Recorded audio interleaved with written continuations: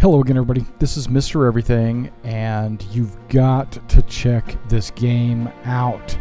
Okay, this is a 20-minute video. Please watch the whole thing. It's a lot of videos that I've kind of spliced together for your enjoyment. Just now, these are copies of copies, so the video quality might not be perfectly, great.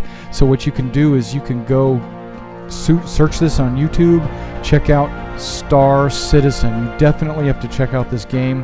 It is finally my game. This is the game that I've been waiting for all my life.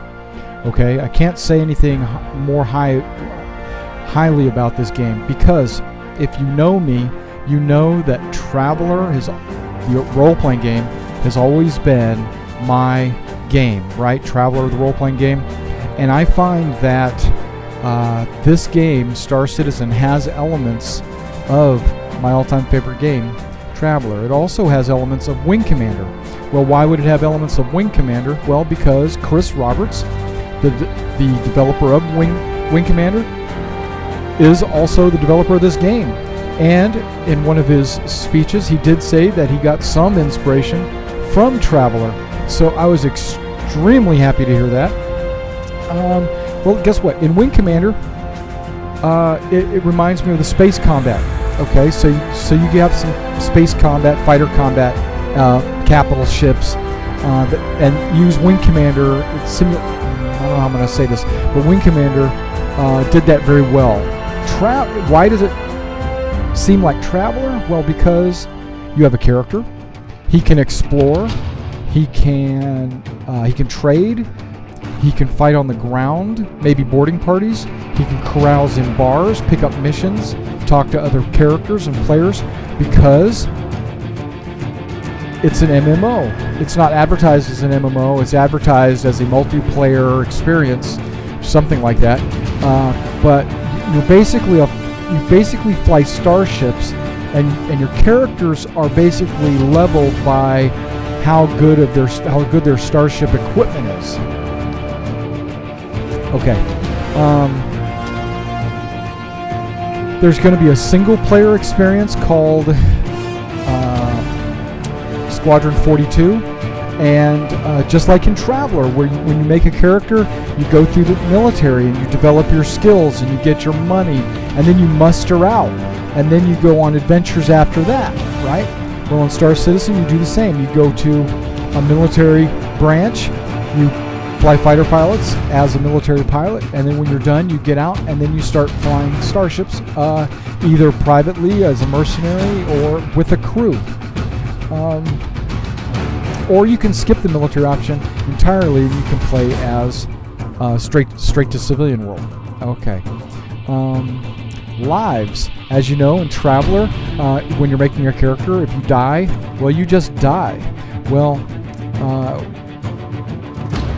unlike in MMOs, when you die, all you do is your character respawns back at the base or back at the hospital or something like that, and then you run back out and fight the same bad guy that you were fighting just a second ago. Where in this game, from what I gathered from the interviews, are that there is a chance that you die in the game, obviously. And then when you respawn in the hospital, you will have some kind of distinguishing scar or mark. Might be missing a finger or something like that. And then as you go back out there and you do the mission again or whatever. Let's say you die again, and the next time you regenerate in a hospital, you're going to have an additional scar. And so as you move around the universe, you're going to be developing these scars. You're going to be building up and building up. And then at some point, you're going to have died too many times, and your character is going to actually die, and then you're not going to be able to play him anymore. And then all of his equipment will be inherited by his beneficiary, and that beneficiary is going to have to start over from scratch. He's just going to have all the content. He's going to have a lot of influence because his father was a great fighter pilot, and he used to have this type of a ship and things like that. So I like the fact that there is kind of a Perma Death. Yeah. Okay, now we've got some other aspects of the game that I wanted to go into.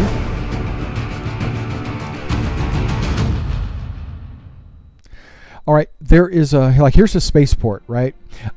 This is artistic, and then it goes into the graphics. There you go. That's graphical representation of what the artist did as one of the many spaceports. You have over 50 different worlds, right? With 50 different systems with multiple worlds on them, and those worlds have multiple landing spots that you can go into.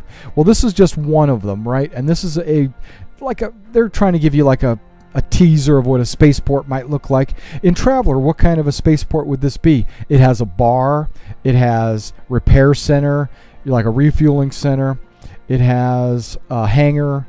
So I'm going to say it's probably a D-class spaceport. You know, who knows? If you're familiar with Traveler, you can look into that. Okay, if you're not, it's no big deal. This is where you can go to maybe recruit other players to play with you on your multiplayer craft, because some ships require that you have more than one crew position filled, right? Where other players can man that, or you can hire NPCs. Some NPCs are better than others. You can go from planet to planet as a NPC, as a player group, and you can go on adventures. I think that's pretty awesome. Okay, right here you have Chris Roberts. He's explaining what the constellation is. This is in his test bed. He's opening up right there. He's opening up your VTOL engine thrusters, and they're sliding. He's showing you all the moving parts of your constellation ship.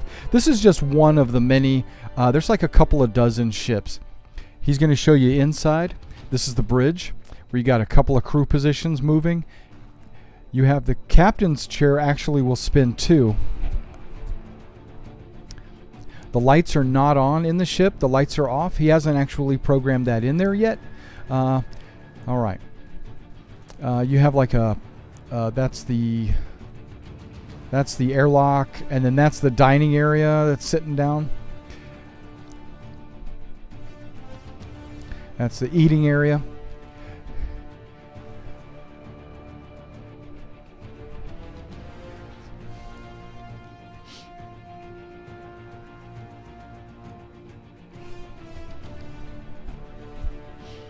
Yeah, I just want to kind of... You got the turrets on the top and the bottom. He's going to deploy those. And he's looking at the engines, how they're moving. The engines will actually move based on the speed configuration that you're in. The landing skid deploys.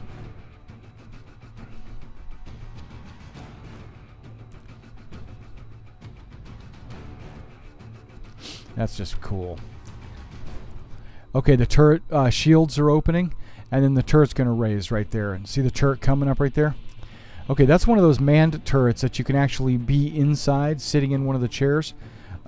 Yeah, you'd be sitting inside here, and that's how you'd be looking. You'd be looking out, shooting at your opponent. The turrets would be spinning, and the guns would be going up and down.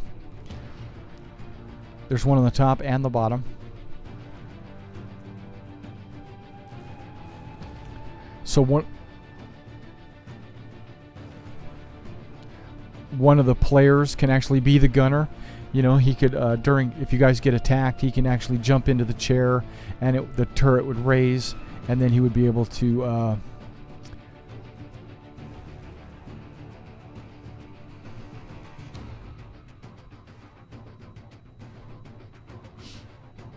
and the turrets go into the ship for, I guess, streamlining, so it can land on planets. Now, Chris Roberts, he says he's doing all this manually because and it's still in progress. It's still in works. You can't expect him to have it all complete just yet.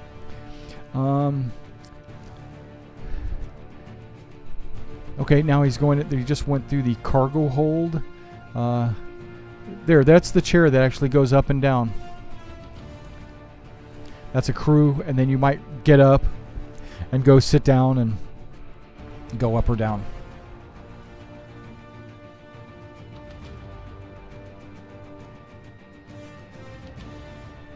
And there's another turret on the bottom.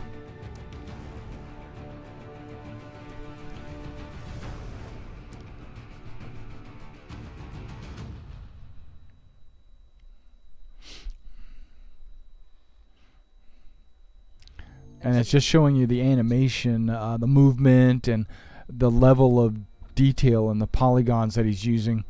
And it's not, he hasn't actually added the lighting to it yet. The only light he's got is that sun off in the distance. You see the shadows from the sun. That's the only point of light he has. But he's gonna put lights on the ship and everything. That would be the airlock. It would deploy down to the ground where you can get out. That would be the cargo hold, or a docking collar that could go into like a spaceport or something. It might reach out and connect to the side. And there's more thrusters on the side, just giving you an all-around look.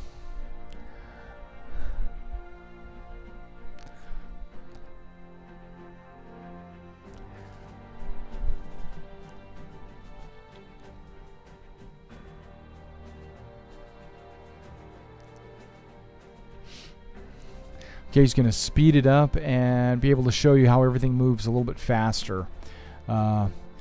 Just to kind of give you an idea. There's the chairs. Main command chair will actually move also. They all move. And now we're going to go to the cargo hold. It'll actually open and deploy like a platform that goes to the ground that you can load and unload your cargo. And then it would raise up. And then it closes up. See, that's pretty cool. And then he wants to go into the back, I think. Maybe not. Yeah, go to the back.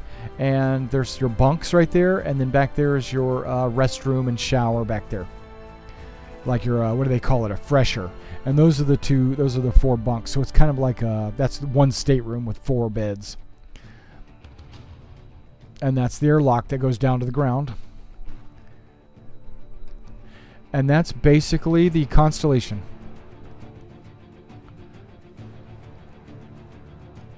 And that's the captain's chair.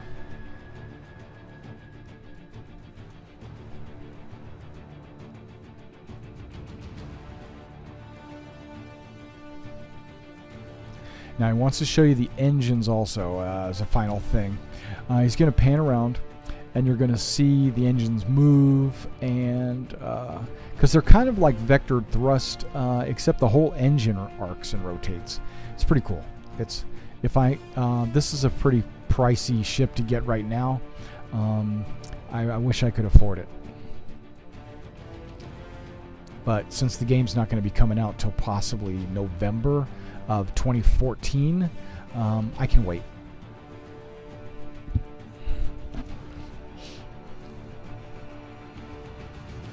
Yeah, open airlock, cycling the side doors.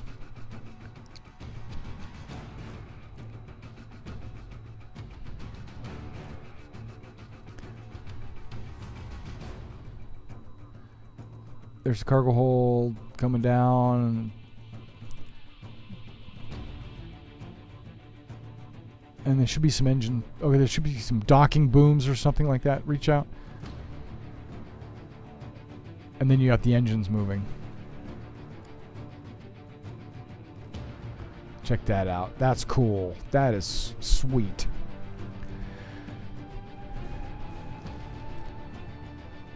All right, now there's not going to be just pirates and raiders and mercenary stuff like that. There will be aliens. Now, one of the alien races right here is the Vanduul. There are also going to be aliens. There's like this one alien federation, the Arden or something like that. I can't remember. And then there's another alien called the Xian. Xian. Those guys look a little turtle-like, the Xians. The Vanduul are, I think what you would call it, is the antagonist. These guys, they're very hostile. They're 8 feet tall, and they tower over a human being, and they also have fighter, and that's, you dogfight against them. They are the wingman equivalent, I'm sorry, not wingman, wing commander equivalent of the Kilrathi. They basically are the bad guys. Ooh, look at that. That's imposing. Now understand they're not complete.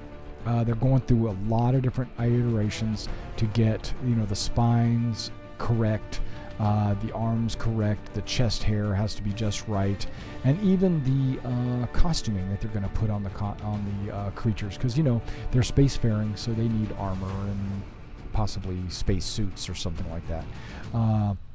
And that's like those. That's where you would see the outfits and maybe the weapons. These things are going to be movie quality in the game. It's going to be just awesome. In this game, the graphics level and graphics detail is going to be so high and so powerful that you're going to have a really good computer to be able to run this game. It does use the CryEngine 3 here, is the physics. Now, I want to say it's realistic flight model. It's not real. It's just realistic. Yeah, they use vector thrust, but I don't see any drifting, or they don't have any, it's not true physics. And I think this is the result of it being a game. He wants it to be playable. He doesn't want to make it too hard. He wants you to be able to dogfight all of the wing commander. And if you, he doesn't want you to fly by a target unable to turn like you would do in space. You would be flying so fast that even though if you turned around and applied thrust, it would only slow you down a little bit, but you would still fly past your target.